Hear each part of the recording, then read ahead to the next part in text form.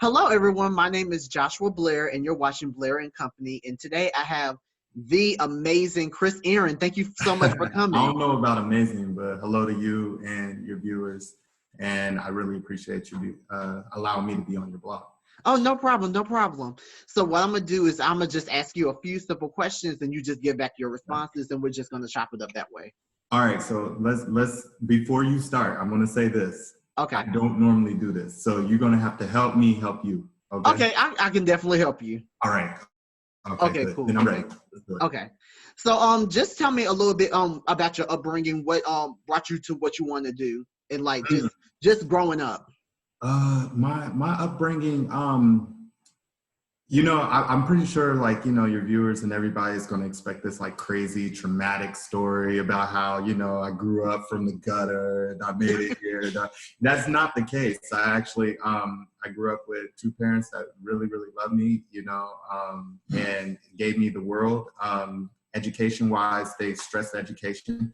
So I had to go to school. I had to make good grades, and my family's always been very supportive to me from the very beginning. And then going into, my parents did divorce, which that kind of caused a little bit of strain on the family, but they were still very, very active in our lives.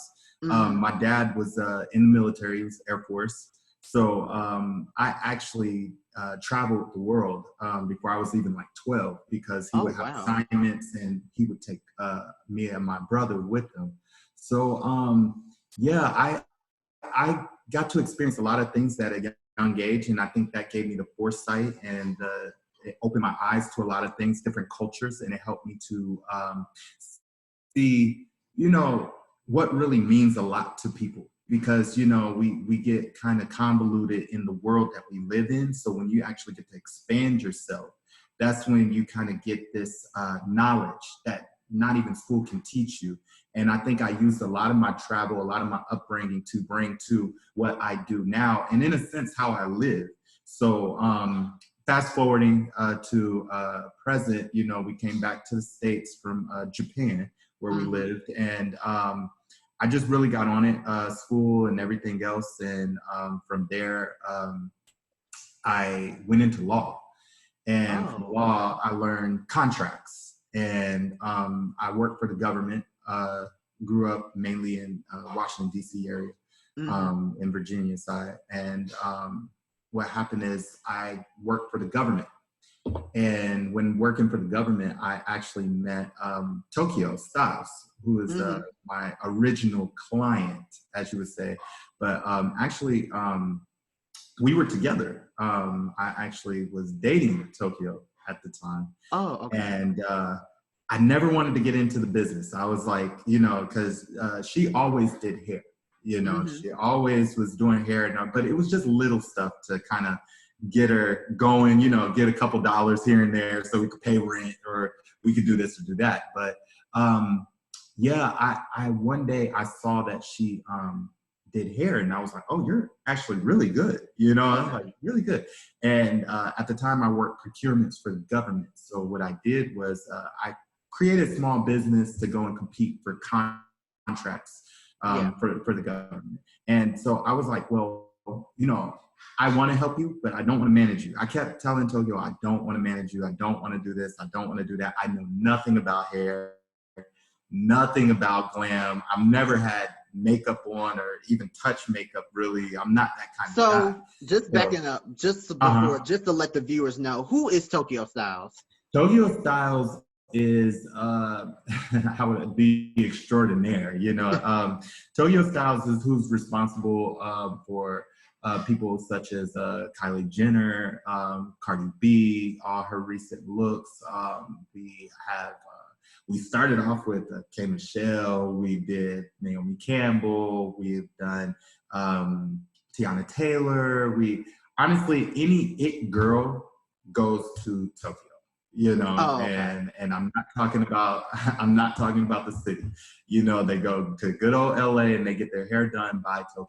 So Tokyo is probably one of the tops in the industry as far as creating looks for girls for big stages. Like we got Grammys, we have the Met, we have Vogue, we have W, we have Essence, you name it, we've done it.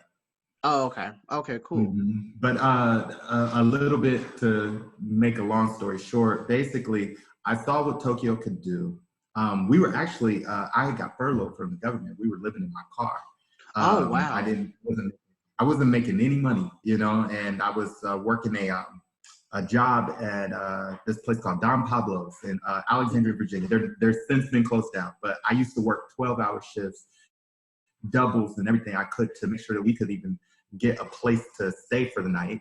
And it was like, you know, I really want to do hair like big time, because Tokyo would go to like the stores while I was at work or libraries and just look up hairstyles, and really that set the groundwork for doing her research. And so we got into that, and from there I was like, you know, maybe that might help, that might support, that might, and it just took off. It took off, and it got to the point I was looking for people to manage her, but nobody would do it like me. So then I finally, like, I threw up my hands and I gave up, and I was like, okay, I'll manage you. I'll manage you, and we can start. And Keisha Cole was our first call, our first celebrity ever in life. Oh, wow. A good friend of mine, DeAndre Tristan, he does hair for the Good Morning Show with Robin Roberts. Yeah. And so he actually was working with Keisha and all them at the time, and she knew, and he's from DC. Okay. So he made the connection, and we ended up doing Keisha Cole for the first time. And that kind of like, the celebrity world is very small. So what happened is it was just word of mouth. It just like blew up. Once, you know, you did good hair, it's like, okay, well, who did your hair? Who did your hair? It's just like, even on the streets, you know what I'm saying? You do one trip, or you're doing the whole entire town. You know, it's just like, it's just like a just people just referring you to different people. Yeah. At that point, we were just getting referrals. I remember one night, it was like we went from doing nothing to we were getting like 6 or 7 calls from different celebrities, like all in one day. So it just like, it hit. And if I can tell any of your viewers that's probably watching this, is that if you do want to get in the celebrity world, always remember, you only got one shot. You got one shot to nail it. And that's what I tell everybody. Sometimes you're just not ready to do celebrities just yet, because you need to perfect your craft before you get in this world, because they can either say good things about you, or they can say really bad things about you. Either way, you're going to either work in the industry full time or you're not. Yeah. So you ready when you're ready to actually take this one full time. Okay. So when did you decide that you wanted to make this a management company? Ooh, it took years. It took years, because just like in the beginning where I didn't want to manage, I didn't want to get too big, or, you know, try to, because I'm very hands-on, especially with my clients. I like to create just a very small, a boutique kind of feel, to where it's like I'm everywhere with my clients. I'm always there right when they need me. And I felt like if I got too big, I wouldn't be able to do what gave me my start in the first place. So I decided to really take it on full time after the Kardashians. Once we moved to LA and we started doing the Kardashians and living in LA, that's when I made the determination of, I need to do more, because just in the industry. And by this time, I didn't quit the government, because they asked me to come back. I said no. I didn't want to do the government anymore. I actually wanted to put myself full time into this. And after years of kind of doing it, I realized it's time to expand, especially when a lot of people are giving me accolades, telling me how great I worked with Tokyo, this and that, and I really would like for you to manage me. I started thinking like, dang, these people really are messing with me. They really actually genuinely liked me. And so that's when I was like, you know what, let me get out of myself. Let me get out of my comfort zone, which I try to get my clients to do. I had to do it for myself. And then that's when I knew. So just you making that big step, it was just like, it was a bold decision. How were you nervous? Like, how did you feel when you were like, okay, so what am I supposed to do? What am I? Oh, of course. Who's not nervous? You know what I'm Yeah. saying? Like, really, Because it seemed very risky. Like either it it is. could work or it can't. Well, first of all, you got to think it was very risky for me to leave a stable job in the first place to Yeah. end up going into this. So for me to think from that to now I'm expanding, I was always thinking, okay, this is too fast. This is too crazy. I don't think that I can handle it. Or what if I fail or anything like that? I just didn't want to be in that kind of, I don't fail. You know what I'm saying? Yeah. I don't fail. Anything that I put my mind to, I honestly believe it's going to happen. So for me to do this and take this on in a territory where not a lot of this was happening, I didn't Yeah. have a blueprint. I didn't have, mentors or somebody to kind of guide me along. I don't want to say anything that makes me sound any bigger than what I am or anything like that because I do practice humble beginnings, but I was kind of the blueprint for this because when we used to go on set, they'd be like, "Tony, you got a manager?" Like it was unheard of at the time, and Tony was like, "Yeah, I take my manager everywhere with you. If you got something to say, you say it to my manager. My manager handles all my business affairs. I just create." So a lot of people found that kind of weird. And I'm sorry, I'm touching my face during Oh no, the you're fine. pandemic and coronavirus. So I'm doing that. But everybody stay safe out there, practice social distancing. But going back into it, I just feel like, wow, this is really going to happen. But I refer back to my parents, because they are a big influence on me. Yeah. And my mom and my dad are the king and queen of old sayings. They can pull out an old saying out their ass and then it's just like, So, they basically telling me like, when you want to walk through a door, you don't do it 1 foot in, 1 foot out. You got to go through it, and you got to put both your feet in there, and you just got to keep walking and keep going, and don't look eventually back. you'll be inside. Exactly. So I had to learn that. I can't have my cake and eat it too. I really have to just be there, and that's when things change for me and for my clients. Is when I actually was like, you know what? Let me man up and let me put both feet in. And that's what happened. So I would say after the Kardashians, after we got into it with the Kardashians for a little while, because it was still kind of shaky and new when we first started with Kylie. But after the Kardashians, that's when, and honestly, to tell you the truth, they motivated me a lot too, because they have very good business sense. And just being around them, birds of a feather flock together. So it's like, once you start getting into that kind of atmosphere, that's when that happens. And so what year around was this going on? Like, ooh, you're going to make me. Not trying to age you, but I'm just saying, like, what year? Oh, no, I'm already aged. But no, it's so hard to remember. What year was what? You were saying? I was saying, what year did you decide to make the transition to LA? And that was in 2015. Yeah. Oh, okay. Okay, so 5 years ago. Okay. Yeah, 5 years ago was the mark. But me and Tokyo have been doing this for 10. So we were in DC doing this for almost 5 years before we started to transition to LA. So LA was kind of our halfway point from now, right now. Okay. So how has that, ever since you made that transition, how has it been from 2015 to now?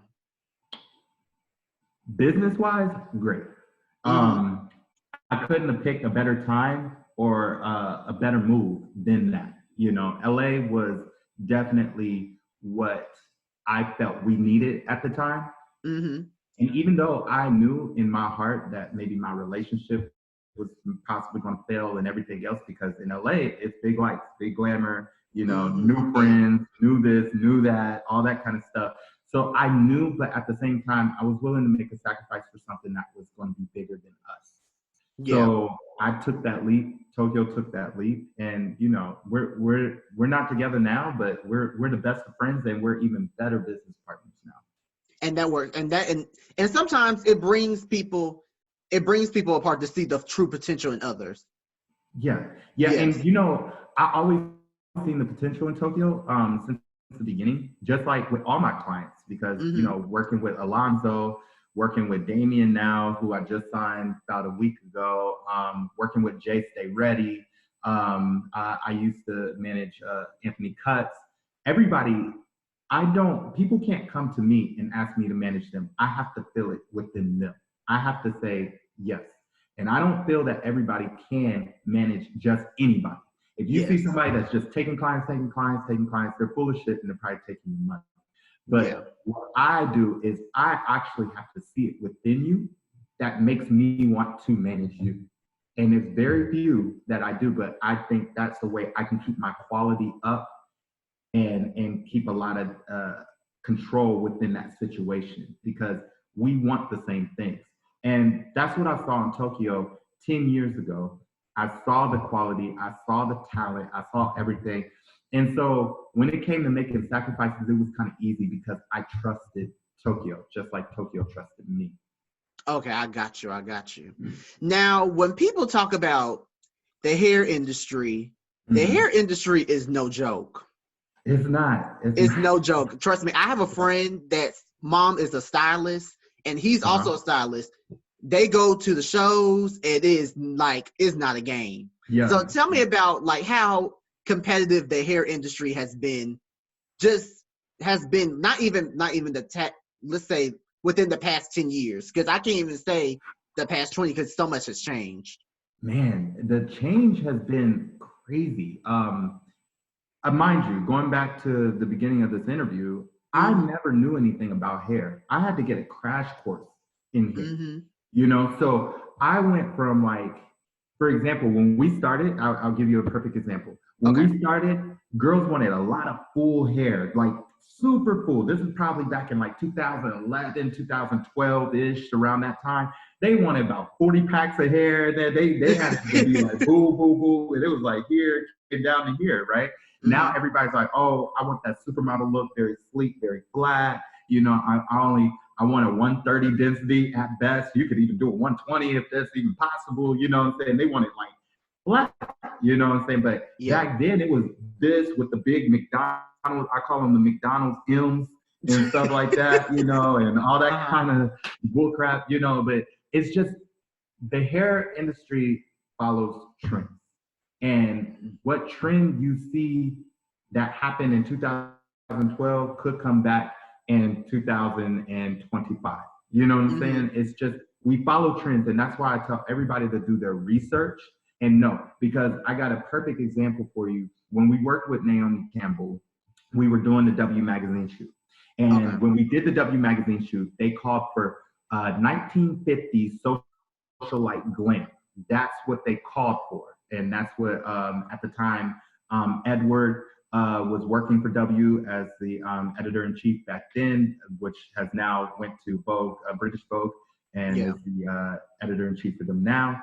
But back then we were working with Edward, and he was so passionate about 1950 socialite glam. So we, in turn, we didn't really know our research in that world, right? Yes. So we decided to do more Marilyn Monroe looks. We're thinking that was, and they were like, they looked at these wigs and stuff that we pulled out, and they're like, and that's not, that's not the look at all. We did not call for this.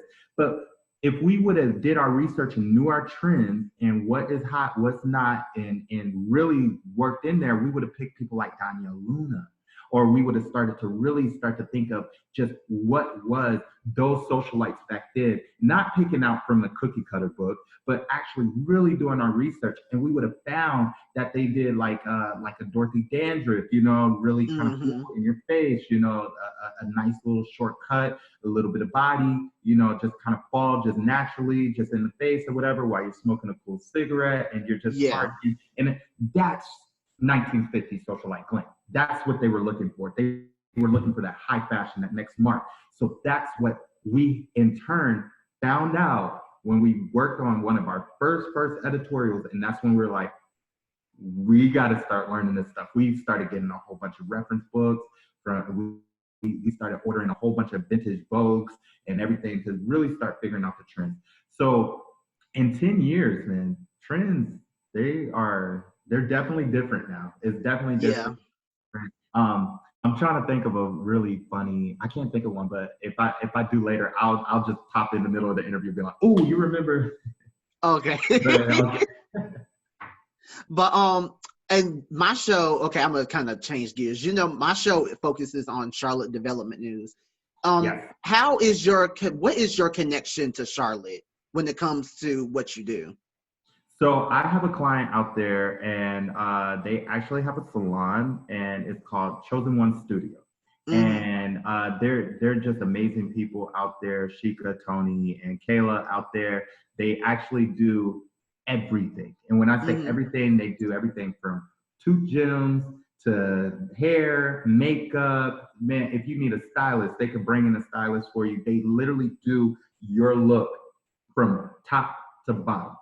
Eyelashes. They last time I was there, I got a facial and a haircut.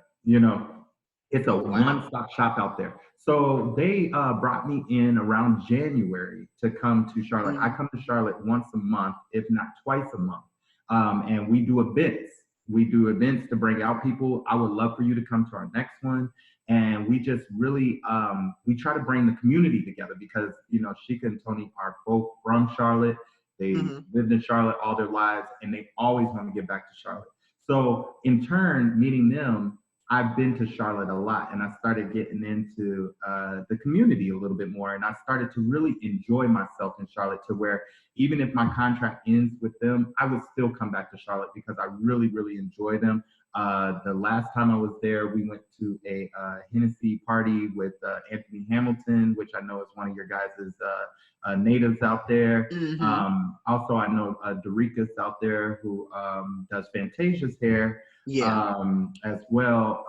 And I've known Dorica's for a long time too, as Mm-hmm. well, because we actually were supposed to provide wigs for the Without Me video. I don't know if you remember that with her, Kelly Rowland, Missy Oh Elliott. yeah, that song. Yeah. Yeah, Mm-hmm. yeah, it was a good song. We actually met him way back then to provide hair for Fantasia, and we sat with Fantasia and talked for a long time. So down to earth, so cool. And yeah, so anyways, it seemed like we always had this kind of connection to Charlotte. Myself in Tokyo, when we did a class out there, we sold out. They so supportive in North Carolina. I Mm-hmm. really appreciate the state. I appreciate Charlotte as a city. And yeah, I just met up with the babies people the last time I was there as well during CIAA, and we just chopped it up. And it's sad that you guys don't have CIAA coming back, but I Yeah. hope y'all get it back. I hope y'all. Yeah, I hope so because I can't picture. It's supposed to be in Baltimore. I just can't picture CIAA in Baltimore. It's not the same. I'm a DMV guy, so it's like it's bittersweet a little bit, But it because would been different if it was like in DC though. Now in DC I could see it, but Baltimore I don't know. The infrastructure, it just seems like it's better to host people than DC. I think DC would have been too risky, too much money. Oh, you think It's so? just a lot harder than to get it in Baltimore. Baltimore's a little more free. That's So, the Maryland side. We don't, I'm from Virginia. We don't mess with that. oh. We don't mess with that side too often. Oh, okay. Actually, I shouldn't say that because I love every city, every state. How about that? The politically right answer. Well, that's good that you have that connection to Charlotte because we're trying here in Charlotte. We try just a lot of people say we're like the mini Atlanta, but for me, I just feel like we're different from Atlanta in different ways when it comes to like our black businesses and like our black business like relationships we try to have with people. Like Okay. say for instance, if I'm like we're like friends or we're working with somebody and you need a resource, I might know somebody that has that resource. Okay. Or I might know somebody that knows somebody that knows that has that resource. So Okay. it's like we're all connected in one way. Got you. Mm-hmm. Well, and if I could be frank, I love the support of Blackness that Charlotte has. I still feel like that's one of the few cities in the United States that definitely has a strong Black community, and you guys exploit that very well. I was just there a couple months ago, and you guys had a big, I don't know what you would call it, a party. It was close to the epicenter, and it was like downtown, and everybody was wearing all white. And I don't know what that party was, but it was just so dope to see so many Black people in one setting and just how much they were just giving to it and having a good time. You know what I'm saying? And Yeah. I didn't see much as far as like, people beefing or this and that. Everybody was dancing, doing their little two-step.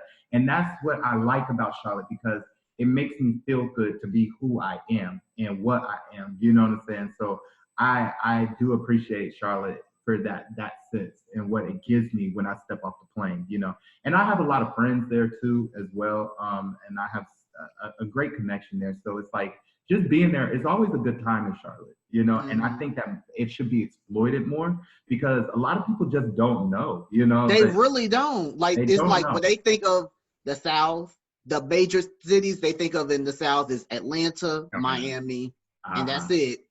Yeah, well, I'm talking to you from the beautiful state of Florida, so I do understand that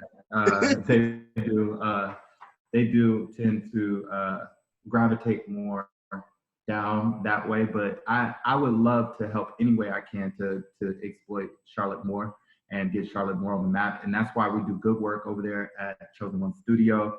And hopefully you can come, you can bring some people, and you can really see what we're about out there. Yeah, I'm definitely next event you come to. I'm definitely there. Well, I got my friend Ian Perez on Instagram to agree to host the next event. So he's going to be coming down from Atlanta, and we're just going to have fun. Actually, I had our last event. We had Lynn Spirit. I know that's another person that is out there in Charlotte, another Charlotte native. I didn't know Lala that is from Charlotte, so Yeah. that was good to know. I found that out. But you guys have some stars that has come out of there, you know, and I think it's time people know that. Yeah, it's growing and it's changing, but it's home. I just feel like I'm just excited to see the growth that's about to happen. So Yeah, and I feel it. I feel the growth. so tell me how has COVID-19 affected your business? Just I know for me I'm so used to doing like in-person interviews. So me doing Zoom is kind of like it's good, don't get me wrong, but still I'm just like I'd rather be like have that face-to-face connection with people. This is the new normal. So, you know, this is how it's going to be for a little while. I don't think Yeah. that it's going to change anytime soon, even though we might be able to get back to work. I think it's going to be still an in and out thing, very touch and go. I think that the CDC is still going to regulate how many people should be in a place at one time. We're going to be very restricted for a long time, but I just hope that people don't lose faith and that we can all just work through this. I personally have been affected from the coronavirus or COVID-19. I have, of course, we all, even people in my industry, Miriam, who is my business partner on certain projects, she called me today and she was just telling me how she's, you know, losing money. Clients are not able to pay, you know, for services and all this kind of stuff. And it's the same thing with me. So the way my pay scale works out, since we're going to be totally honest with each other, so I require a retainer. And when I require a retainer, that just means, you know, for anybody that doesn't know what that is, that just means they pay me every month to retain my services. Yeah. And then on top of that, I make about 10 to 15% on the business that I might bring in, you know, different contracts, stuff like that. You know, I work pretty hard. And so I expect to, you know, get a piece off of that or this or that here. So I also have an agent fee. So when we're booking certain shows or certain big venues and all that kind of stuff, you know, Grammys, all that kind of stuff, you also see I would tack on not only my client's fee, but the vendors also have to pay me a 10 to 50% agent fee as well, depending on what we negotiate for the vendor. So with no events, no clients able to pay their retainers because they're not working. Exactly. You can see how that affects me. The good thing is that I float a lot of my money back into my businesses. So, you know, I'm still able to eat, thank God. But I know a lot of people aren't like me, you know, and they're living paycheck to paycheck. So, you know, it gets to a point where I can see the struggle. And even with me, I feel like if we go the next few months, we're only going to just, you know, we're going to be beating a dead horse. Hopefully, don't get to that point, but just no, still. I believe in May we're going to start to see some movement. But don't underestimate this. You know, I encourage everybody that's watching today to realize that behind any of this and behind recessions, there's always people getting rich. So you always got to find that niche. What do people need? And it's supply and demand. You know, Mm-hmm. even when you think back into the Great Depression, what was up? Alcohol. So then you got a lot of bootleggers, you got a lot of people that decided that they were going to sell what people wanted at the Yeah. time. And they got rich while everybody else was losing money, you know? Yeah, So it's that's like, true. just we all as a whole have to think about what is going on. We have to rework our whole business model, and we have to sit there. A lot of people are lazy and they're just like, I'm going to wait it out. But there's a lot of people like myself who is starting to bring all my clients to the online platform that we're not Mm-hmm. waiting. We're not waiting, and we don't have a definite answer on when this is going to happen. So we can't wait on them. We have to wait on ourselves. Exactly. So I think that we'll all be fine. Eventually, people are going to get it, and we're going to figure it out. You know, it's just this is just a little weird time because it came on us too hard, too fast. Yeah, But I have faith. I have faith. that's good. That's good. So, tell me, just this is kind of personal. Tell me what was based of all the client, out of your clients, what has been your favorite moment from Mm, managing? Your okay. favorite moment from I thought managing? you were about to say my favorite client. I was about to say no comment. We are No, not I was answering not gonna that ask you today. that. No, actually, all of them are my favorite. And even when they get on my nerves, or I Mhm. still, even though me and Anthony don't work together any longer, I still call up Anthony. Hey, what's up? What's good? You know what I'm saying? We're still great friends. Uh-huh. But my favorite moment, I've had a lot of moments. A lot of moments with a lot of great people. A lot of viral moments. Um, I've done everything from the Met, two black people from little beginnings, being able to Mhm. be on the Met and be on the Met multiple times to where, you know, um, Anna Wintour calls you herself to tell you how great you did on Kylie's Bob and I want it in my magazine, Yeah. we're like, what? You know what I'm saying? Or I actually one of my favorite moments too is when I don't know if you remember the BET Awards a little bit ago when Diddy brought out Lil Kim up the stage. Yeah. A That few was years one ago, of I that was remember one of that. our favorite moments. People don't realize we almost didn't even make the stage. We were running in the back because they first told us we had hours to get ready, and then they came in and said, "You got 15 minutes." And we're like, "What?" Her wig wasn't even on, Uh and huh. that's one of her better looking wigs she's worn, Yeah. and it literally Tokyo probably put it on in like 35 minutes. You know what I'm saying? And we were Wow. like, and we were running to the stage, and she had to run down there, and then it's like literally Tokyo only could brush like this part, and she said, "Fuck it," and flipped it over like this, and then popped Uh. up the stage. So those were some of my favorite moments. A lot of moments with Kylie, a lot of moments with Naomi, a lot of moments. We've had a lot of moments, man, a lot of moments, but no moment. And I kind of get emotional talking about it a little bit.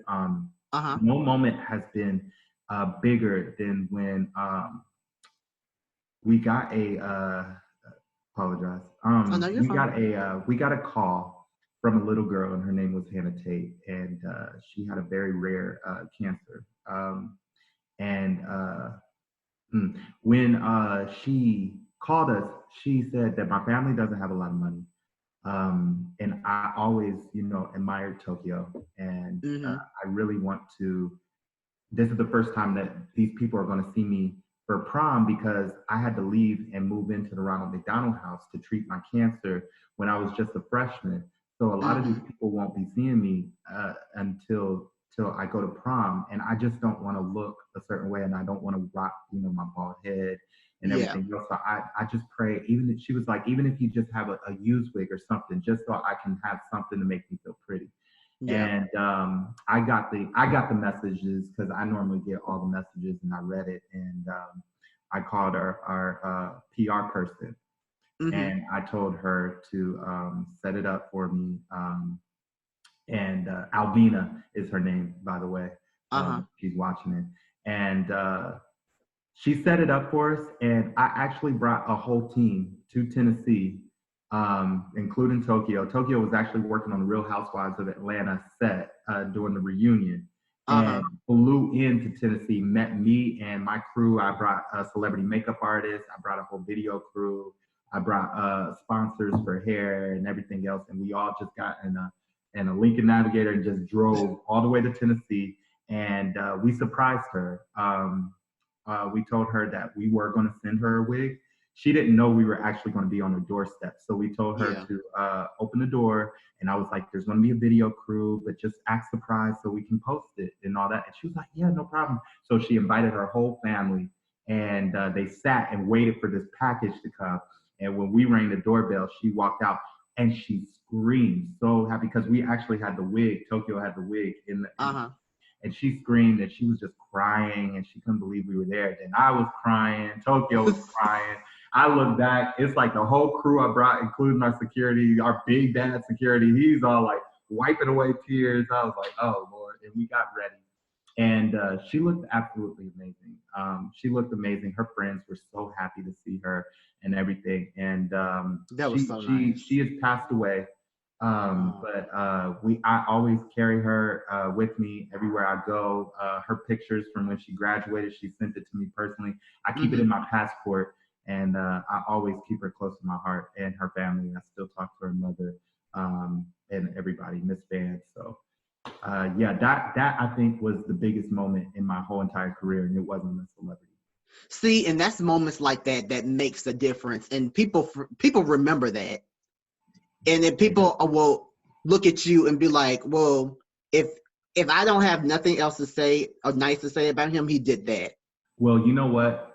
It wasn't even for her to remember, or it wasn't for anybody else to remember. Me and Tokyo still remember it. And it's a moment that we'll never forget in our lives, because as much as we were there to help Hannah, she helped us more than I think we helped her, or that we ever helped her. So that's always a touchy one. I don't actually talk about it much because I don't like to get too emotional, but you know, Hannah definitely, you know, Hannah Tate, you saved my life and you saved many others by just your kindness and your generosity. So yeah.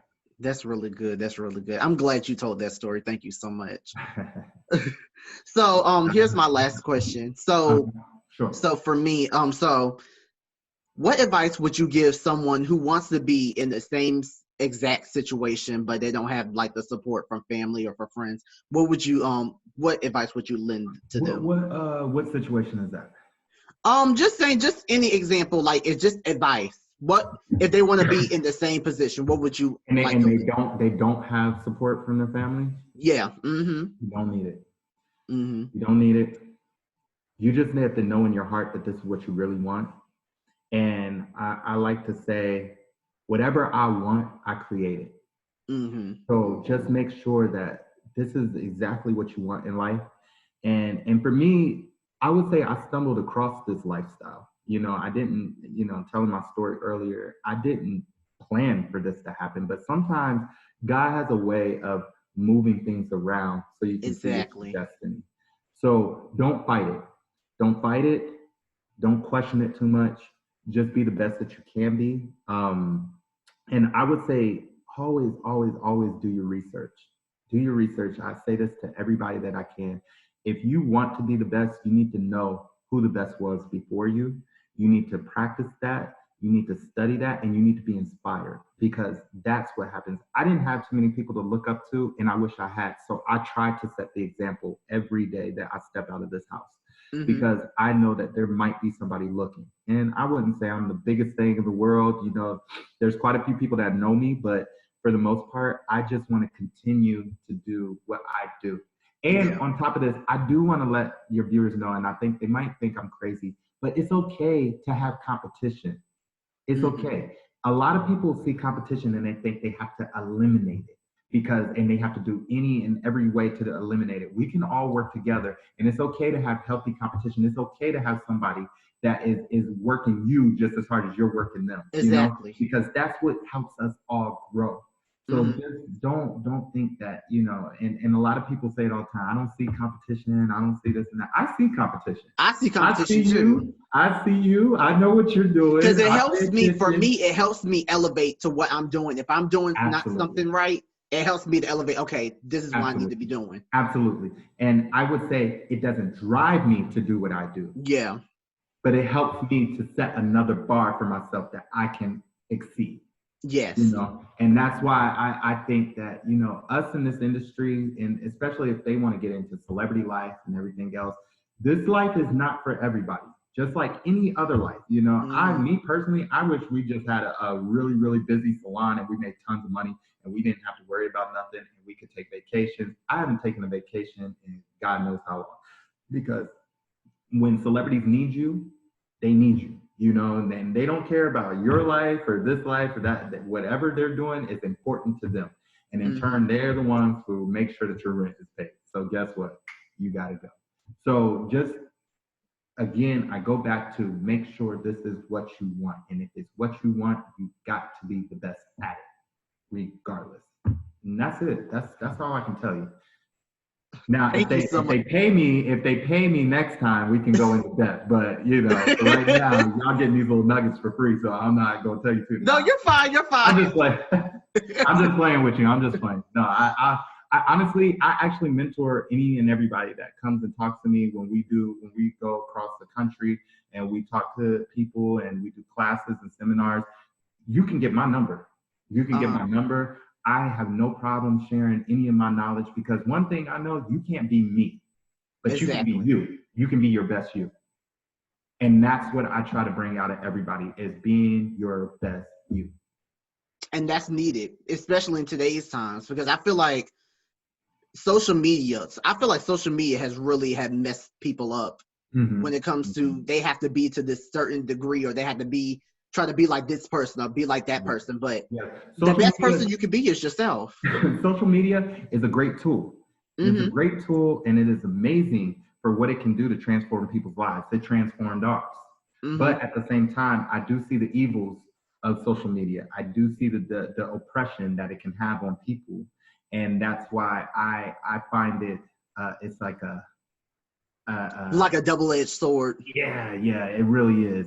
And that's why I tell people, don't take yourself so seriously. Don't take yourself so seriously, and think about your business and think about your family and what you do this for, you Yeah. know? And I think that it will end up working in your favor. But if you obsess over it, just like anything else in life, it can have ramifications. So Yeah. just take everything so lightly. We're here, we only live one life. Let's live it. Yes. Thank you so much for that advice for the Oh, viewers. no Thank worries. you so much. No worries. Where can we find you on social media? All my platforms, and this is what I tell all my clients, because they be trying to say, oh, follow me on here, Twitter, this is Tokyo Doll 89, and then over here is Tokyo. No, my all my handles is I am Chris Aaron. You can find me on Snapchat, Twitter, Instagram, Facebook. I am Chris Aaron. Okay, thank you so much. So, what events you have coming on? Oh, if you have any events this I don't situation. know. Oh. I have no clue. I'm living just like the rest of y'all. I do not know when we had so we do have a few things in New York and Chicago coming up, but Hmm. until you know the government gives us an all clear, I know Brunner Brothers is coming up in August if everything stays you know the way it's supposed to. But honestly, you probably won't see myself, Tokyo, Alonzo, Damien, or Jay. You probably won't see none of us on the road until probably after summer, to be honest. Okay, I got you. I got you. But if anything, if you want to meet me, more than likely we might be back open by August. See you at Brunner Brothers. Okay, I got you. I got you. So, if anybody want to meet them, head to Atlanta. Go to Bronner Head to Brothers. Atlanta. We'll definitely be there. Okay. Well, thank you so much for coming on the show. I really appreciate it. Thank This is you. Chris Aaron. My Yeah. name is Joshua Blair, and you're watching Blair and Company. Thank you so much. Thank you. Y'all have a Mhm. blessed day.